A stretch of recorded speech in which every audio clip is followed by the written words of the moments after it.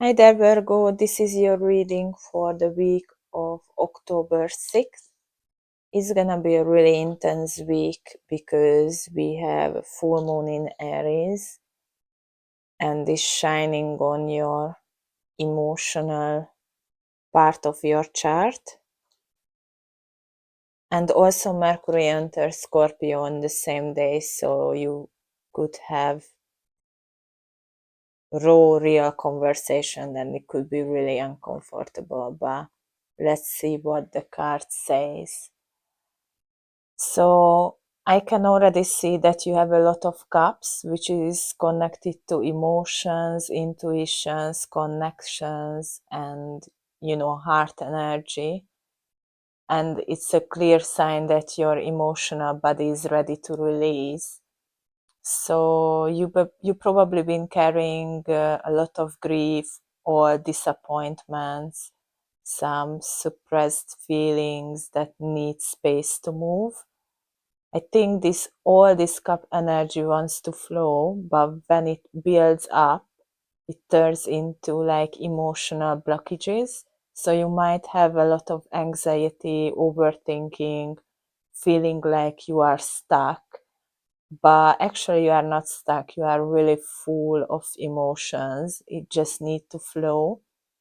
I think even with the Queen of Cups is saying like, um, you can tune into your heart space, but also represent the moment when you realize you've been holding so much emotion without letting it flow. So I feel like you've been really strong lately, supportive, uh, maybe even the emotional anchor for others. But if you ask yourself, like, when was the last time someone had space for you, probably you cannot answer, because I feel like you've been an emotional supporter for everyone, but nobody was supported you. And with the Ten of Cups, it's like a glimpse of what's possible when you allow emotional connection to deepen again, like family, love, fulfillment, the sense of belonging you've been craving. But I think also showing what you might have expected to be perfect.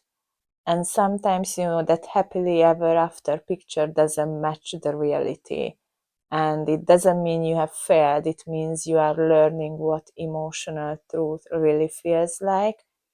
And the Knight of Cups, it brings a bit dreaming energy, charming, romantic, but sometimes it's a bit inconsistency. So it might represent someone in your life, the knight in shining armor, or maybe just the version of yourself.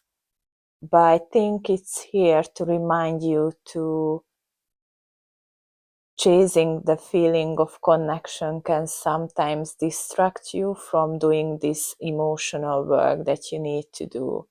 So I really feel like this first row is all about bringing you back to the earth from this fantasy world. Like, you've been really thinking about having this family and connections, but in the reality didn't work out in a way you wanted. And you have the Six of Wands. It's a really nice card.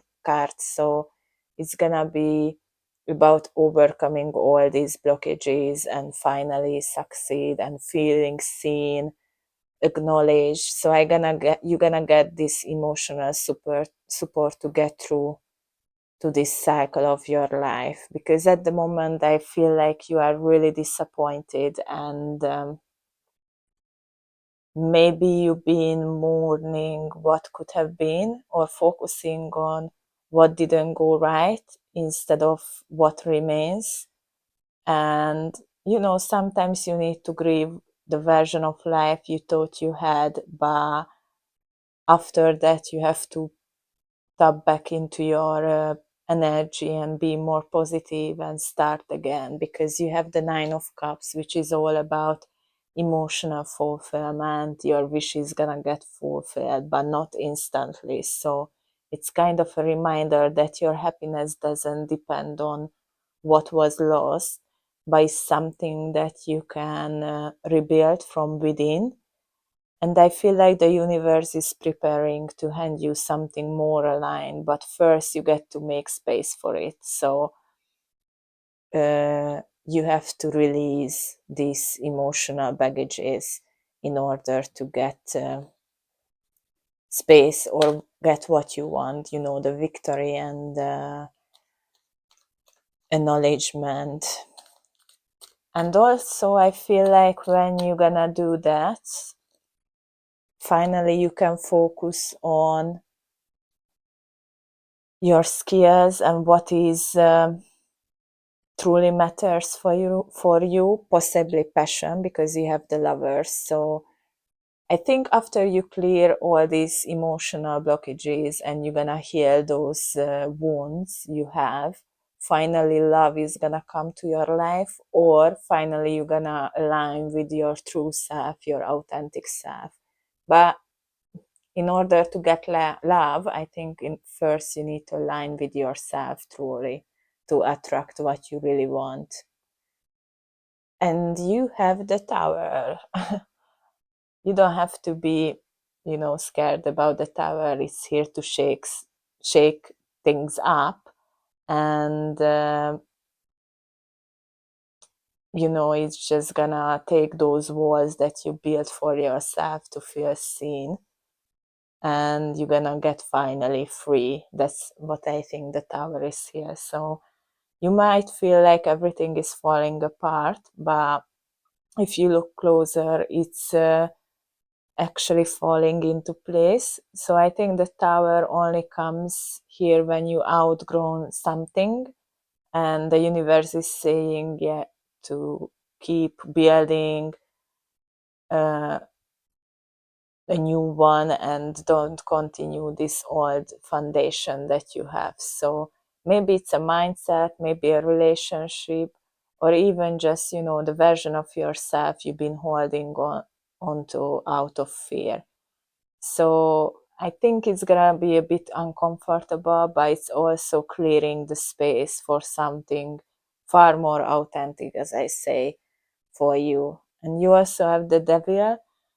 It's kind of like holding up a mirror for you, like you start seeing those patterns, those loops, even temptation that you keep repeating. And maybe it's your fear as well, fear of your failure, that that is you it I think this fear is settled you down in a comfort zone, and this comfort zone became a cage for you, and the devil is here to unchain you and set you free finally, and is not here to drag you down. I think is more here to show you what chains you and what keep you down. I think basically what chains you wrapped around you. So it's a really good card to set you free, because you also have the Three of Wands, which is the sudden realization this week that you've been keeping yourself stuck. So here is this really powerful full part of the day, of the week, when you realize it's only an illusion and it can't control you anymore. And this energy feels really intense actually. But in order to set yourself free and move forward, you need to clear all those emotional baggages. And the Three of Wands is kind of like you are standing here and realizing everything behind you, what was preparing you for the next chapter. But you need to let go the past and this attachment, and after that you can see the future, like what is ahead of you. you might not know exactly where you're going or where it's coming from, this new chapter, but you feel it. Like you feel a bit more confident, and you already passed the hardest part and you face the storm. Now you are just turning your face toward what is possible again. You're gonna be more free, more aligned with the lover cards. It could mean some love for some of you, but I feel more like it's aligning with yourself again, and healing. Yeah, you get three of wands twice, so it's definitely kind of the universe saying I'm said what I said when the card repeating itself. So it's about moving forward, getting more free, and tapping back into your authentic self. I think it's a really good card actually. It could mean that you go traveling, and it could mean moving as well, like changing your environment in order to get better. But I think finally you're gonna get the reward after this healing cycle of your life. Your animal spirit of the week is the buffalo. Buffalo is really grounded energy and really deeply spiritual. So it's kind of a reminder to reconnect with gratitude and trust the process of life, um, because all those struggles and anxiety was just lesson for you. And I think you finally gonna understand what this challenge is meant for you, and you know how the buffalo react to the storms. While other animals run away from the thunder, buffalo run toward it. So basically they know that by facing the storm head on, they get through it faster. And that's exactly your message for you, Virgo, for this week. Like, don't avoid what hurts, don't run from your emotion, just move through them. And when you face what you've been avoiding, whether it's an ending or your own emotional vulnerability, you shorten the storm's duration. So you're gonna reclaim your peace faster. I think it's a really protective energy for you from the buffalo. It's a really grounded strength. And I think your whole week is about remembering that abundance comes when you face life and not when you hide from it. But let's have one more short message from your spirit guides.